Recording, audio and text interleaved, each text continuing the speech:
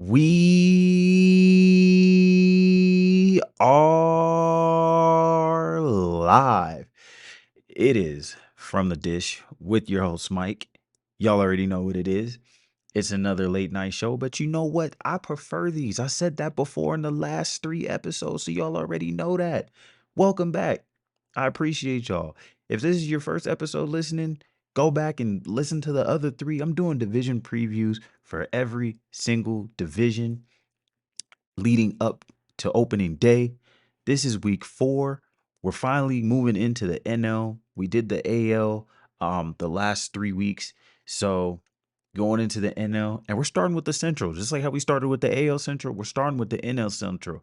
And before we get started, I just want to thank everyone who listens to this, because a great amount of work goes into this. This podcast is not easy to do, especially these division previews.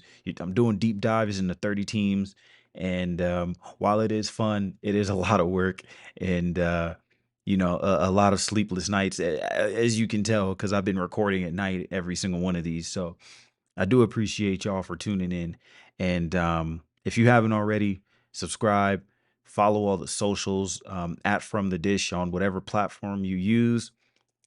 And we're dropping these weekly. We are dropping these weekly. Again, this is week 4. This is the NL Central preview. And at this point, I'm done with the ads. I'm pretty sure y'all didn't come here for ads, right? Um, so yeah, let's just jump right in. Why waste time? Let's jump in. So you've been here before. If you haven't, the format is I'm looking at Pacoda projections for every division, for every team. And we're going in reverse chronological order, starting with the 5th best projection per division. And then I'll kind of look at Pacoda's projections, and then I'll go through my rundown, and I'll give my projection on what I believe is correct. Again, these are projections. I'm usually really bad at projections and predictions too, but I'm making myself vulnerable for the content. So yeah, we are starting with the NL Central. We're looking at the 5th place team in the division. No surprise here, I'm sure. And we are looking at the Pittsburgh Pirates. The Pittsburgh Pirates. I was gonna do like a corny pun. I was gonna do like a R or something like that, but that was just too, yeah, that's pretty cringe. Anyway, let's move on. So we're doing the Pittsburgh Pirates. They are number 5 in the division for the NL. And yeah, there's a couple interesting things with this team. I'm not gonna lie. For a team that won 76 games last season, um, they've got some interesting names. I'm not gonna lie. I think most of them are on the offensive side. That is the identity of this team. I would say more so is their offense, which is, I mean, to say they have an identity is kind of tough, considering they were 22nd in runs scored in 2023. That is not exciting at all if you're a Pirates fan. But I think this is a scrappy team. I say that about all these like 70 win teams, right? I say they're scrappy, but that's just like the best way to describe it, especially in baseball, because you'll slap one or slap one through and find some grass, and you may have to manufacture some runs, do a sack, get a sack fly, maybe bunt. I know teams don't bunt much these days, but you know. Um, but there's some storylines here. We got a fully healthy season from O'Neal Cruz this year. Hopefully, last year he went down relatively early. Um, Last year he injured his leg at home plate, slided into home plate in April, I want to say it was. So we're able to get a full season from O'Neal Cruz, who still doesn't have too many games under his belt. I think he still hasn't played 162 games in his entire career to this point. So to get a fully healthy season from O'Neal Cruz is going to be really fun to watch. He's still controllable through 2029. So he's going to be a Pittsburgh Pirate for a long time. He's been playing really, Really good ball this spring. Again, I know it's spring training. I've said that in previous episodes, but that's kind of what we have to base this off of right now. And I mean, if it feels like he hits a home run every day at this point. I know y'all, I know y'all like a home run. So O'Neal Cruz has been hitting bombs pretty much every day at this point. And he's not only hitting them, he's absolutely crushing them. So yeah, he's a fun player to watch. I really do enjoy watching O'Neal Cruz. He's kind of like a freak of nature. Uh, he's kind of tall and long to be at shortstop, but he does a great job of it. And he's a really interesting player to watch. He's looking to bounce back this year, so he's really toolsy. He's got raw power. He's got raw speed. Uh, and he's a fun player to watch. In 2024, I'm hoping that he puts more balls in play. That was kind of like his downfall in previous seasons, and he sees the fastball well, but I'd like to see him adjust to some off speed, maybe some breaking balls, and that'll really get him going and really set him apart from other players and really have him take the next step. So O'Neal Cruz having a fully healthy season, I think that's a pretty big deal for the Pirates.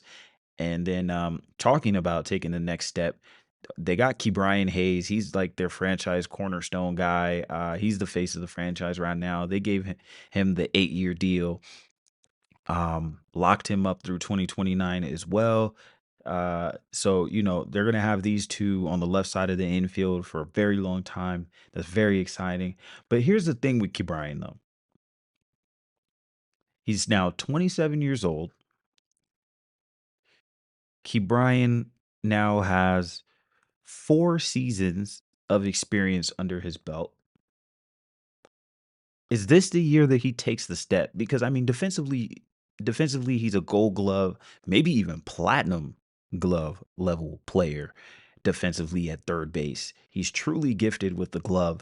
So really, all we need from him is to get the bat to come around. His bat has been pretty much below average, but last year in 2023, that's when his bat started to pick up a little bit. He's still not walking much, still's got a low walk rate, but he showed that he's got a little more power now.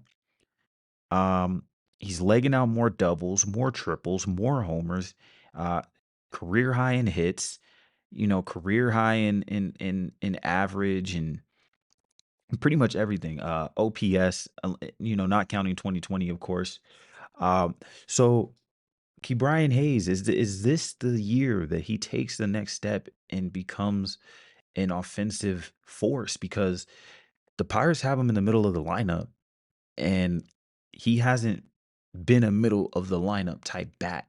And it's kind of unfair for the kid to come in. He was 23 years old, still wet behind the ears. Um, you know, and they just slotted him right in the middle of the lineup and was like, "Here you go, you got to carry us." And that hasn't been fair to him. So luckily, they've got some guys around him now. They definitely got some guys around him now. They added some offensive pieces here. They got Brian Reynolds. I mean, he's been around, but he's got some on base skills. Uh, he's about a 750, 800 OPS kind of guy. They got Jack Sawinski. That guy's interesting. They got Andrew McCutcheon. He's coming back. He's chasing the Hall of Fame at this point. He's thinking that maybe he can put together his Hall of Fame candidacy here, maybe with home run 300. Um, they've got a second base hole, but they still got some guys that are fighting there. Pagero, Bay, Tamar Johnson. He had an okay spring. He had a pretty good spring.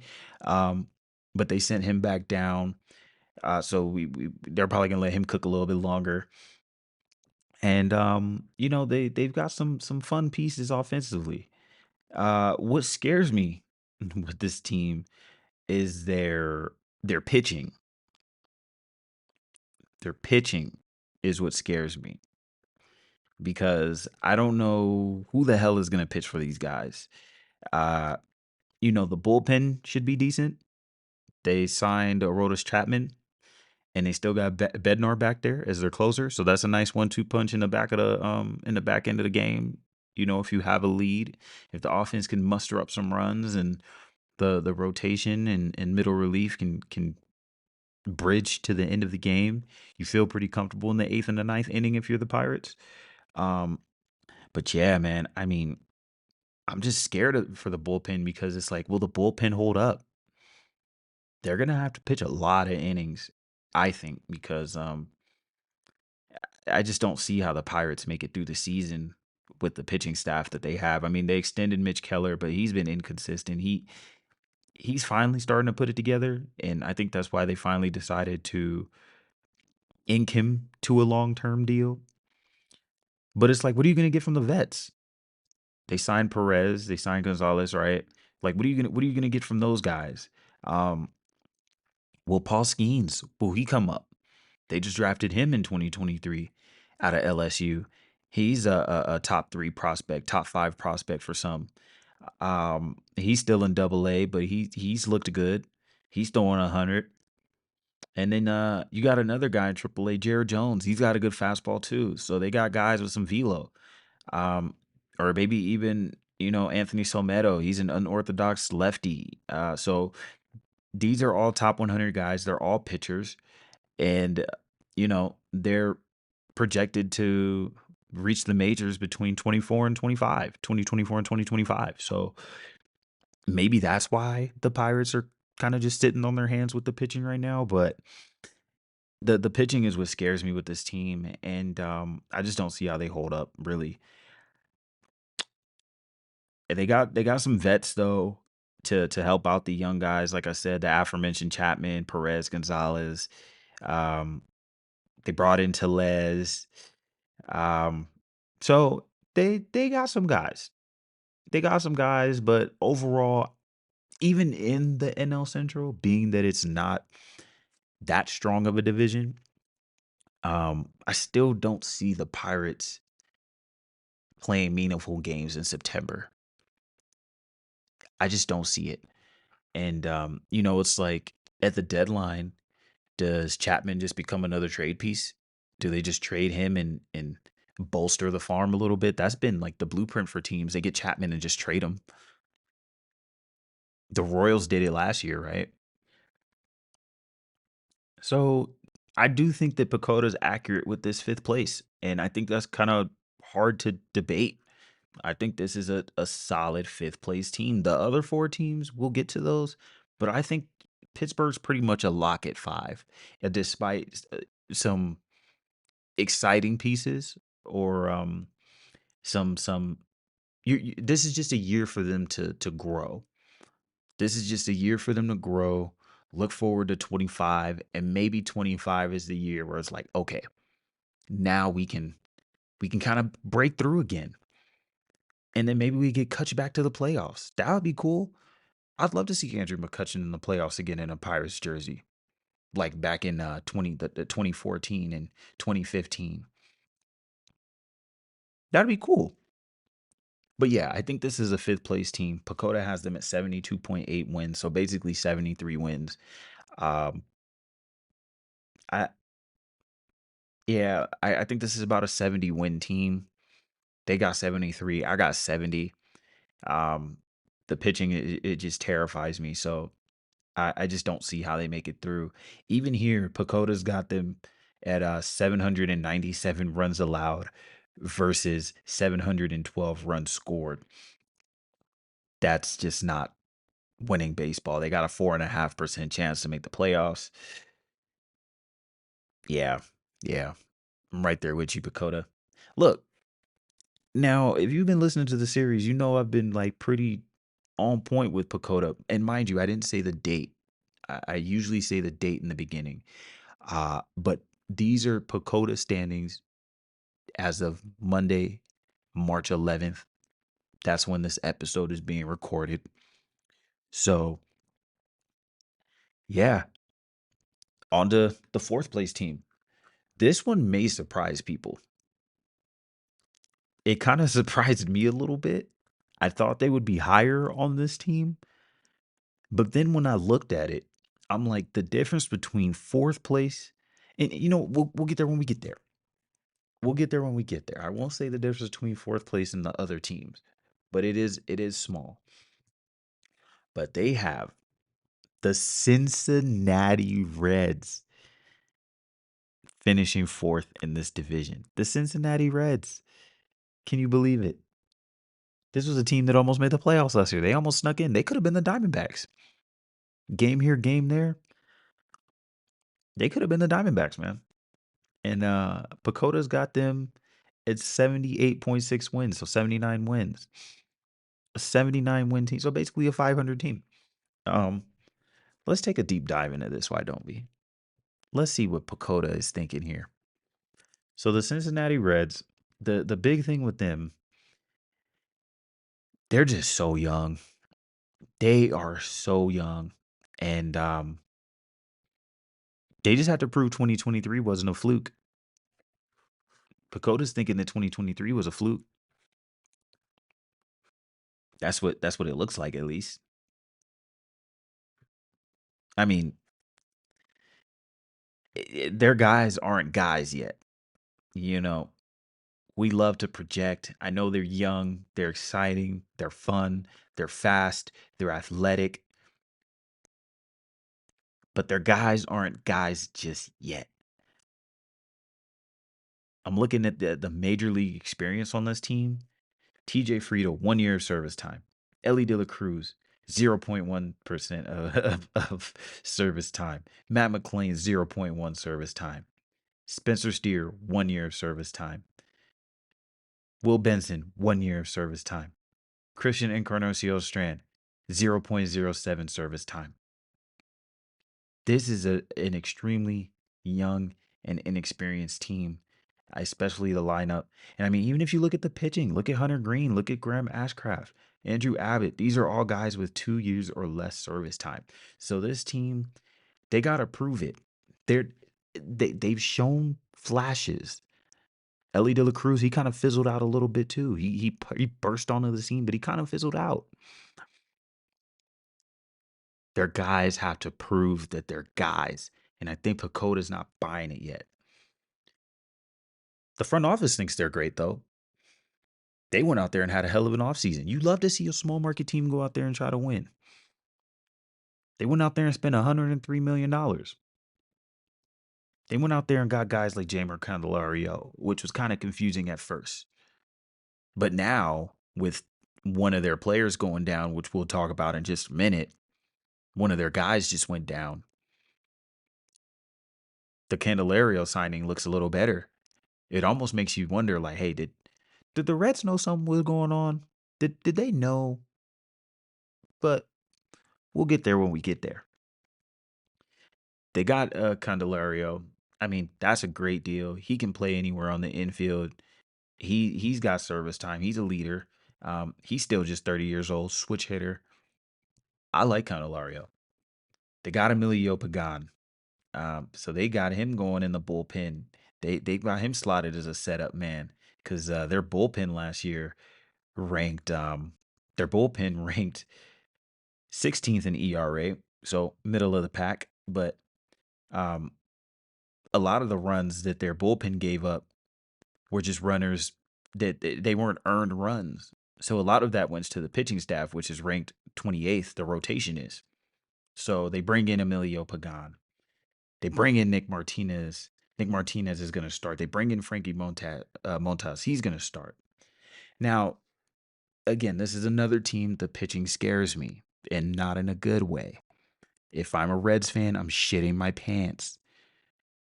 Because who do you rely on? Frankie Montas, who hasn't pitched since 2022, is your opening day starter. Now, for most of his career, outside of the Yankees, Frankie Montas has been pretty solid, pretty consistent. So I get it. But you gotta get a little more from Hunter Green. Is Hunter Green gonna take the next step? That's the question here. Hunter Green, I mean, we know he throws hard, but he's been here for a while, and it's like, is he ready to break out? If Hunter Green breaks out, I mean that helps this team tremendously. He may be the X factor here. Graham Ashcraft. I mean, is he gonna break out? Um, you know, they had Andrew Abbott. He's still very young. He was pitching pretty well last season. You bring in Nick Martinez. He's got a decent track record. You know, so they brought in reinforcements to the pitching staff, but I gotta see it. I gotta see it. And then they lost a couple guys. They lost Bader. He was a rental anyway. They DFA'd Hunter Renfro, I believe. Nick Senzel, he got drafted by the Reds. He was like one of their top guys for a minute. He got non-tendered. He's out the door. So, you know, they kind of like what they got. And oh, how did I forget? They didn't bring back Joey Votto. The Reds didn't bring back Joey Votto. Now, I get it. He's 40. He's been hurt. But damn it, he was supposed to be one of those guys that just ends his career in one uniform. Now he's up in Toronto, which oddly I think doesn't look bad. It doesn't look that weird to me. I know a lot of people are like, "Oh my God, Joey Votto, he looks so weird. How could he?" Do do do do do. I don't think he looks that bad. I really don't. I think the Blue Jays aesthetic is good for him. So we'll see what he does. Maybe he gets a little juice. He's playing for his hometown team. That's cool. But we're talking about the Reds. Um, so for the Reds here, really the question is, can the young bats take the next step? They're, like I said earlier, they're speedy, they're toolsy. They led the entire league in stolen bases. That's fun. They had a lot of comeback wins. I like their lineup is balanced. Um, Maybe they get one more bench piece, maybe just one more bench piece for depth. Um, and honestly, I just think they need a vet because I mean, if Candelario is your oldest guy on your team at 30 years old, position player wise, that is. I mean, holy shit. And speaking of Candelario, he pretty much fits in for Noelvi Marte, who got suspended for 80 games. 80 games for PEDs. He was shooting it up. That's what the reports were saying. I'm not just throwing that on him. He was a top prospect. They lose him. He's gone for half the season. So now, I mean, that kind of solves their infield problem, right? They had an infield problem at first, but now they can kind of um, insert Tony Kemp or someone like that, and they're good to go. Um, but yeah, I this team maybe they trade to get some pitching.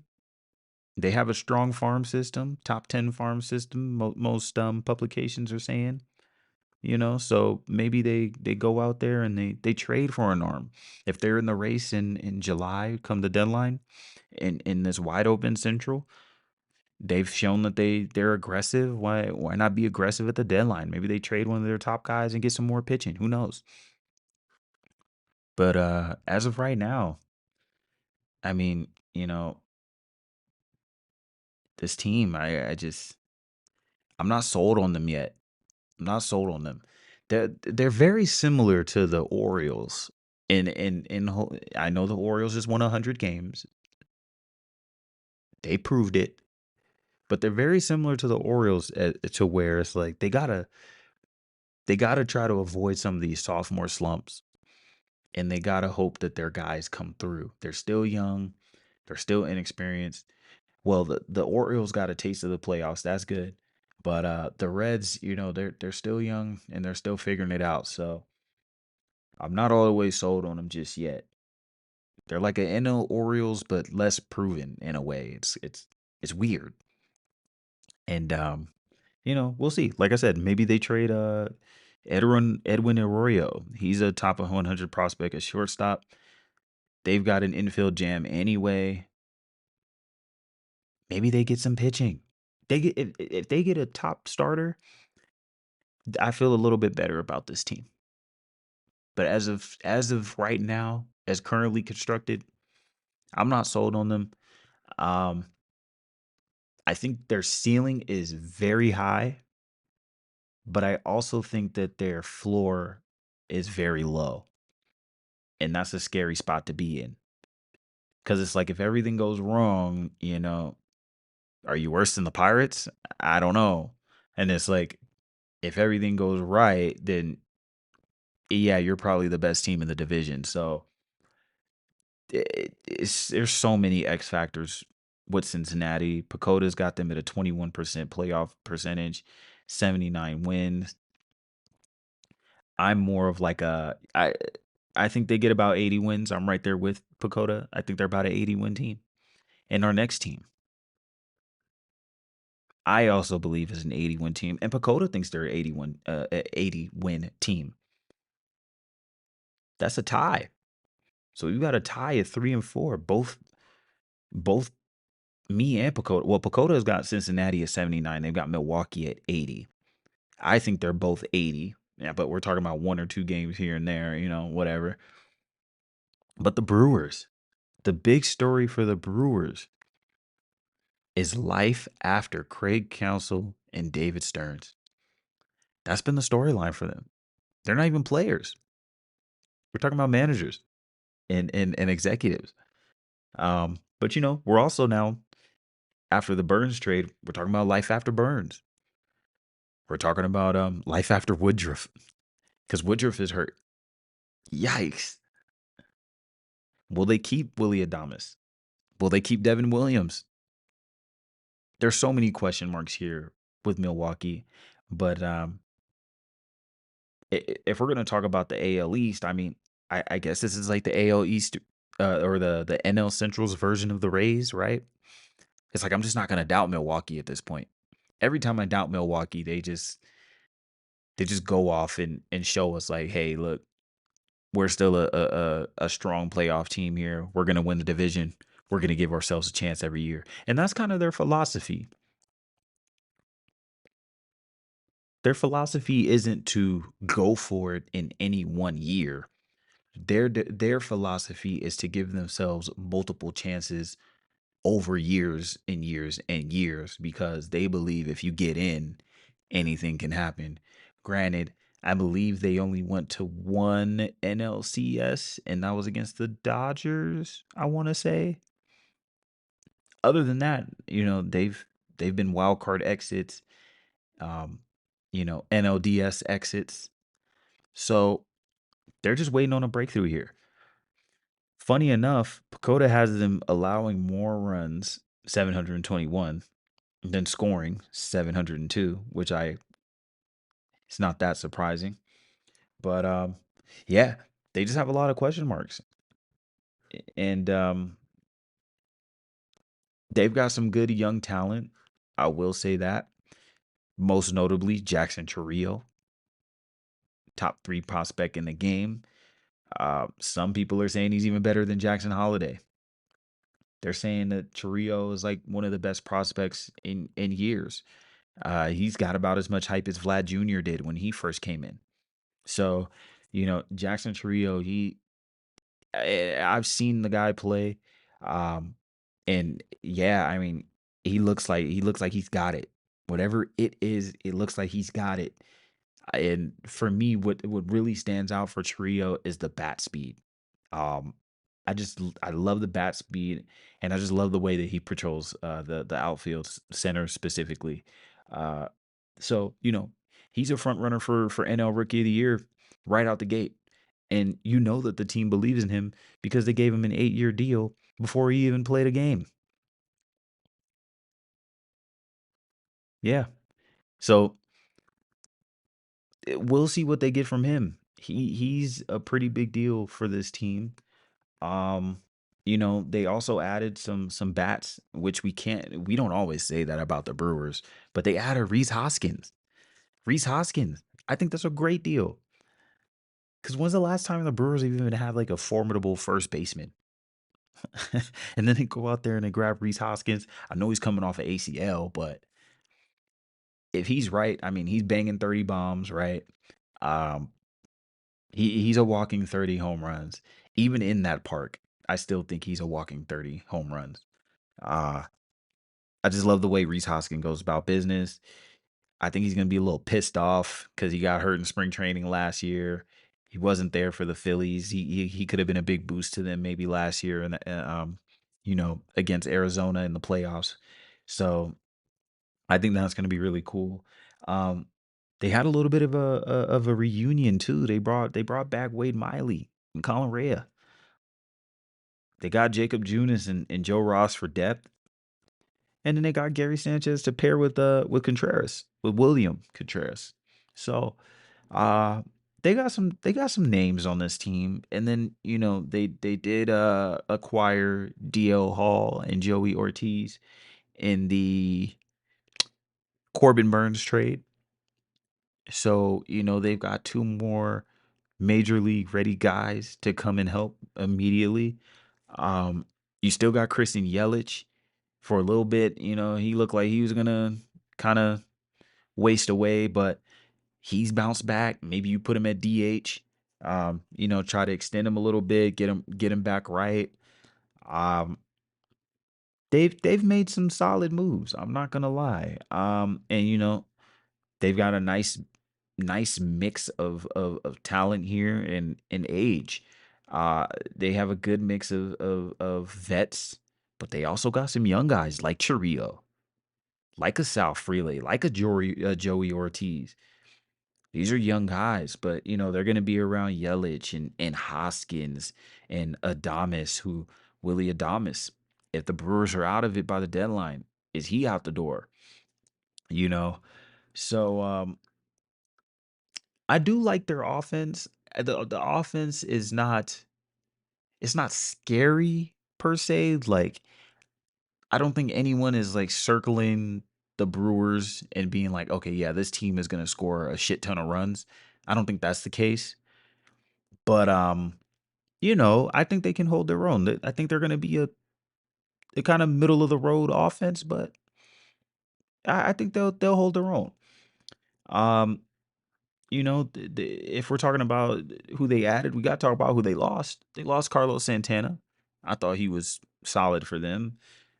They lost Josh Donaldson. He went in and retired. He said, "See you later, baseball." Uh, Jesse Winker, he's gone. So you know they lost a couple guys, and then Victor Caratini. They were like, "Okay, you're gone. Hey, Gary, you want to play some baseball, man? All right, here's some catching gear. Come be a Brewer." And they got El Gary there now too. And Gary, I still think he's got a little pop. I ain't gonna hold you. I'm not giving him every day at bats, but I think Gary still got some pop in that bat. So, you know, I don't hate it. I don't hate it. Now, Ortiz, we talked about Ortiz and Hall. Ortiz, I think Ortiz has a high floor just because of his defense. He's got plus defense at short. He can play some third. I think they'll probably play him. Well, they'll definitely play him at third because they got Willie Adamas still.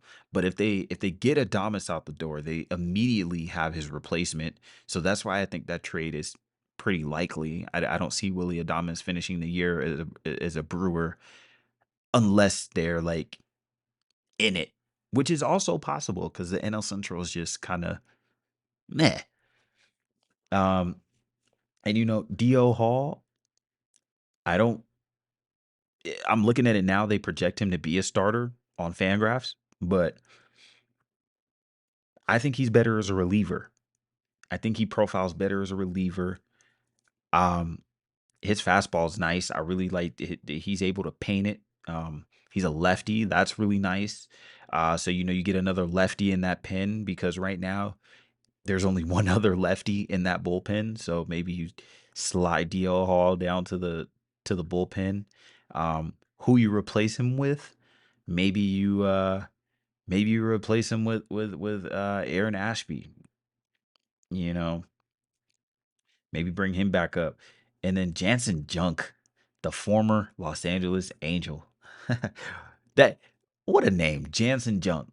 I used to love when he would come into the game. No, I mean he would usually blow the game, but that's besides the point.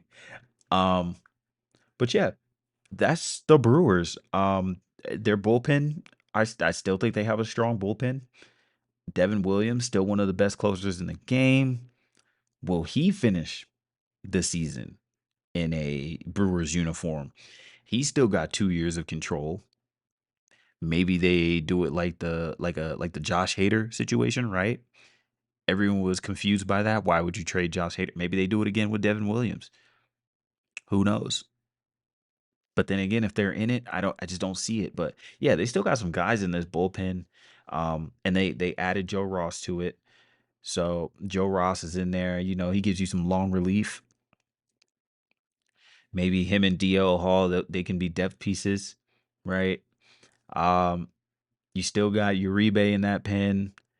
You still got Trevor McGill. He's gonna be the setup man. So Brewers, they they're not bad. They're not bad, but they don't necessarily scare me either. Not yet. Not yet. Their farm is deep. So, their system I, in a couple years the Brewers can be scary. They've got some superstars, like Chiriot. He's projected to be a superstar, a face of this franchise. They've got major league ready pitching in their system. They got guys with high upside, and they've drafted well. So I'm not counting the Brewers out, but this year I just don't see it. Um, I think they're an 80 win team. I think they're perfectly average. They have just enough to be average, I think. And I know that sounds bad, but considering the losses and what they've had to withstand, I think the fact that they're going to be about a 500 team in my book, I think is kudos to them, and it says a lot about them.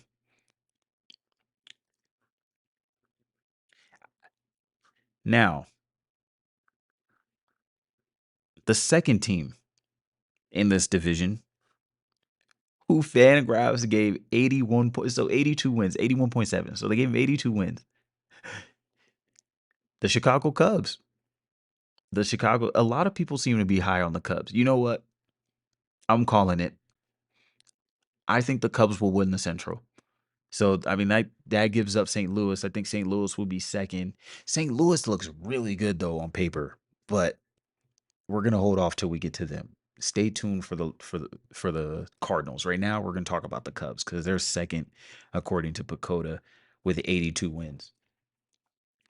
So just like Milwaukee, life after council. Well, Chicago this season is life after council too. After signing council, that is. Um, they have great council now. I think that's really cool. He looks really cool as a Cub too. He looks like he's embracing the city, the people. He's kind of throwing shots at Milwaukee. I don't have the exact quote, but I was watching a spring training game and he was in the dugout getting interviewed and he's like, yeah, it's a different energy here. Uh, it's a spring training game and the fans really came out and they're really loud and they're really supporting the team. That's something that I'm not really used to. I was like, damn. All right, council, just gonna throw shots at Milwaukee. Okay, all right, all right. They'll remember that. But anyway, enough about Craig Council. Who else did the Cubs add? They added Hector Neris. Hector Neris was on the market for a little bit. I think he's a good reliever. He's up and down throughout his career. Last year he had a great ERA, but his velocity is dipping.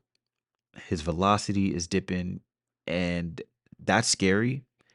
But as long as he remains effective, who really gives a damn, right? So Hector Neris, I think it's a good pickup. I think they'll enjoy having him in their bullpen. And they added Shota. Is it Shota or Shata? Again, remember to do your homework before you get on a mic, people. But yeah, they signed they signed Imanaga. Um, he's out of Japan. He's projected to be, one of their middle rotation pieces. And they gave him 90 mil, I think. Never threw a pitch in MLB. He's 30 years old. We'll see how that works out. They got Yency Almonte. He's gonna be, a middle relief guy. He can be decent. He was solid with the Dodgers. And Michael Bush. They got Michael Bush. They got both of them in a package. Um, when they traded with the Dodgers. So I like the Michael Bush edition. Michael Bush, he didn't really have a spot on the Dodgers. He comes over. He's immediately gonna slot into this lineup as a big leaguer on the Cubs. He's now 26 years old. So he's ready. He's ready. Cubs have him for the next 6 years. I think that's really cool for them. You get a guy in his prime, you're gonna control him for a while. That's great for the Cubs. I think this one will work out, and he's a lefty. He brings some balance to the lineup, so I think that's a really good pickup. They lost a couple guys though, and I think this is what's gonna hurt. They lost Marcus Stroman. They lost Marcus Stroman. Basically replaced him with Imanaga. So, we'll see how that works out for the Cubs. They lost Candelario to a division rival. They're gonna see him bang on the Reds now. That has to suck. But hey, look, that's the price you pay when you steal a manager from your rival. So there's that. They didn't really replace Candelario though. They still were kind of, they got Christopher Morel at third base now. Christopher Morel, he's got some pop, but he strikes out a lot. His defense is a little questionable. Although this spring, he's been taking more defensive reps. They say he's working on his defense. He's made some plays at third, so we'll see how that experiment will work. He's still only 24, going into his age 25 season. And that's pretty much it for their losses and their additions. The team, though, their pitching could be solid. Could be solid. Justin Steele, I like him. Can he have another year like he did last year? They got Jameson Taillon. Can he bounce back? That's a question. Kyle Hendricks, kind of know what you're getting from him at this point. He's been a Cub for a long time. And then they got this young guy, Jordan Wicks. What's Jordan Wicks going to give him? Can he take the next step? I mean, he doesn't have that much service time. He hasn't pitched much, but can he take the next step? He's going to be 25 this year. You want to see him kind of, improve. Can show me a little something. So I think the rotation, I think it has a high floor, but also a low ceiling. So I think that you kind of know what you're getting with the rotation, which is kind of like a middle tier rotation, I would say. Um, but the bullpen, it's like, did they do enough with the bullpen? They could use one or two more arms in the bullpen. I think they can get another top guy if they're if they're still in it come July, come the trade deadline. They can use some of these prospects that they have because they also have a strong farm system, and maybe they can get another pitcher or maybe get a starter, and then you push Wicks to a depth piece or maybe like a long relief kind of piece, and then you're kind of cooking now. Now you've extended the game a little bit or shortened the game a little bit. I'm sorry, um, and you can pass the baton to your newly acquired Hector Neris and your Yency Almonte. So you got to kind of find the bridge there. Um, Yeah, and that kinda does it for their pitching staff. I'm looking at their pitching staff. There's not a lot of swing and miss here, though. Not too many strikeouts, so their defense is gonna have to pick up some of the pieces. So, Christopher Morel, you're gonna get tested over there at third. They still got Dansby up the middle. He's as solid as they come. Nico Horner, that's a nice middle infield 1-2 punch that they got there.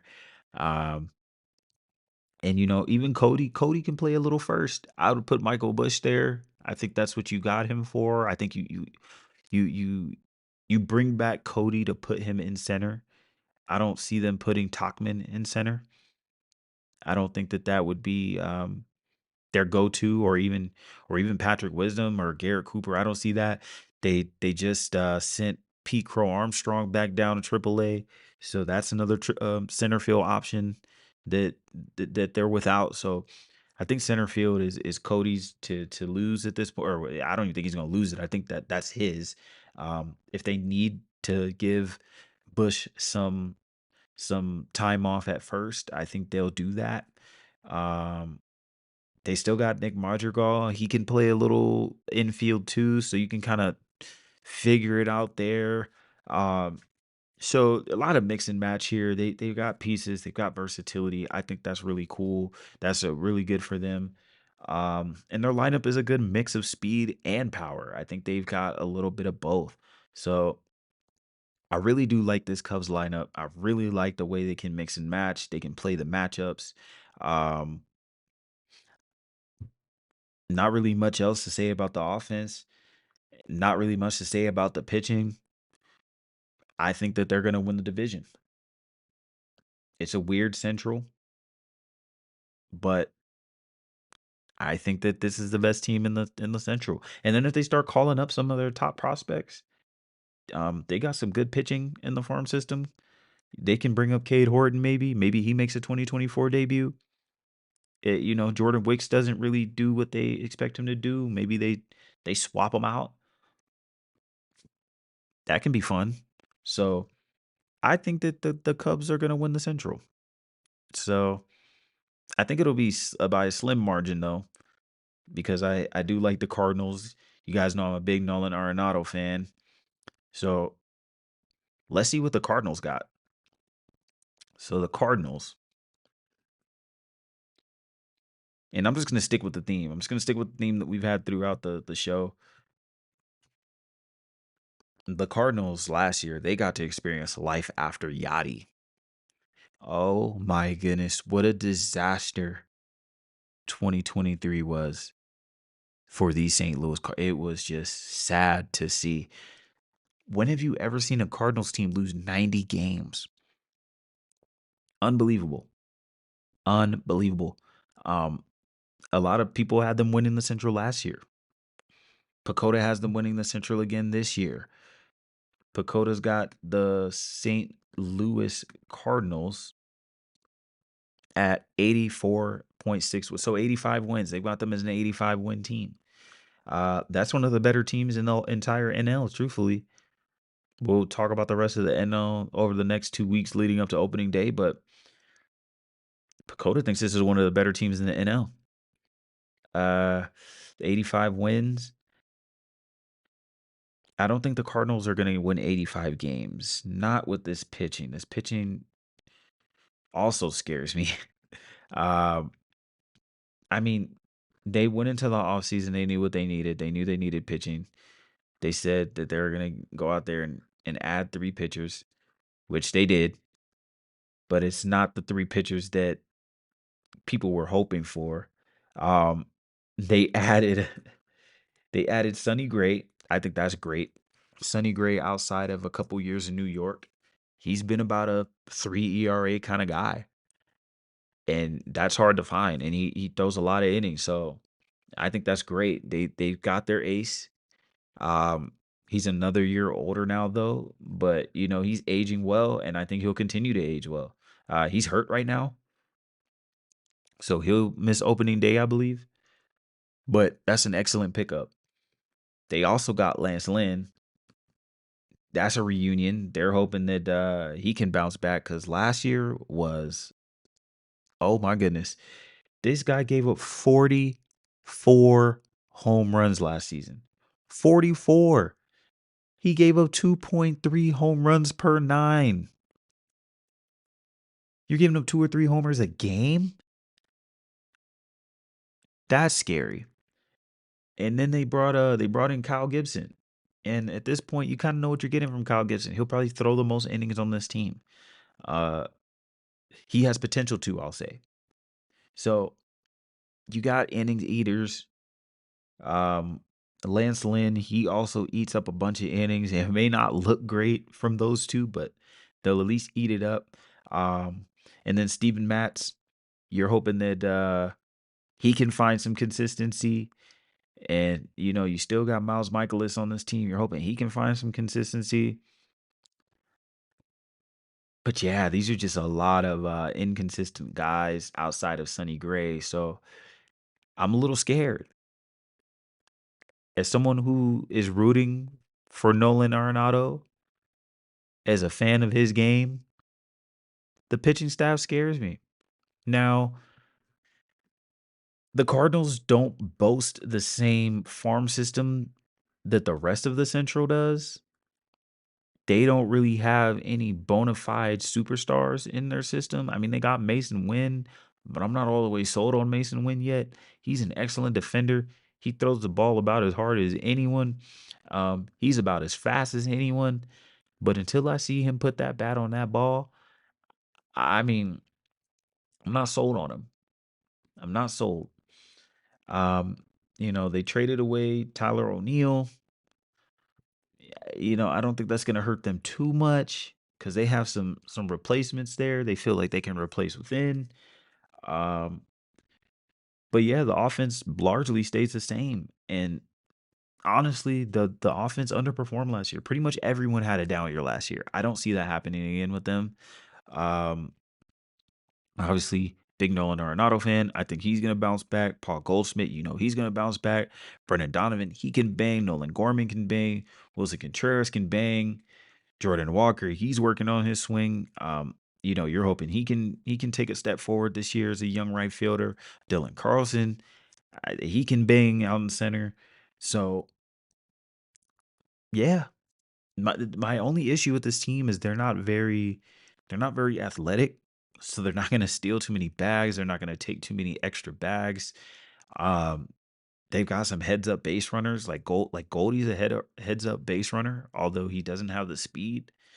Um, but largely the offense just isn't that dynamic to me. I don't think. Um, they don't really have a bona fide 30 homer guy either. Arenado can maybe bang 30. Nolan Gorman can maybe bang 30.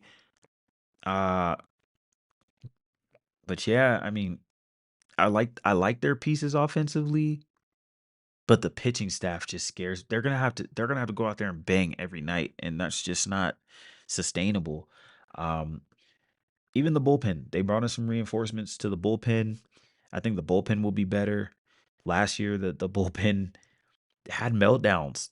Uh, and it seems like every time the Cardinals were starting to like put things together, someone would get hurt. Someone would have a meltdown. Someone would go in a slump. Giovanni Gallegos, you expect him to bounce back. They added Andrew Kittredge. They added Kenyon Middleton. You're hoping that they bring some stability to this. Um, I do like the back end of their bullpen. I do like it. Um, but they gotta show me. They gotta show me. Other than that, this team largely stayed the same. Um, Maybe they bring up some of their top 100 guys. They got a couple right hand pitching prospects that are in Double A, but I don't think we'll see them this year. They'll probably be closer to next year, unless they just absolutely panic. The Cardinals panic and they're like, "Oh no, we like Lance Lynn and I don't know Steven Matz or whoever is they're falling apart. Let's bring these guys up, And these two young guys, we're gonna see them in spring breakout. So maybe we'll see what they can bring to the table. But spring breakout and high pressure situations in important August games are completely different. So we'll see what happens. We'll see what happens. But I think they have a nice offense on paper. Lineup has a nice mix of young and old. Um, they brought in Brandon Crawford, which is just so weird. That's another one of those guys, Giants. I can't believe you didn't let this guy retire in a Giants uniform. How could you do that? I just like seeing guys in one uniform. I just like it. It's just clean. Like when I go to your baseball reference page, it's clean. I know it's like a nitpicking, but it's just one of those weird quirks. But other than that, the Cardinals largely stay the same. So I think they're a good team. I think it'll be between them and the Cubs. Those are the top two teams here, I think. Unless if the Reds hit on all cylinders, they can be the best team in this division. Brewers, I'm not too high on. I think they pretty much are what they are. I think they'll be pretty average. Um, and I don't say that in like a bad way.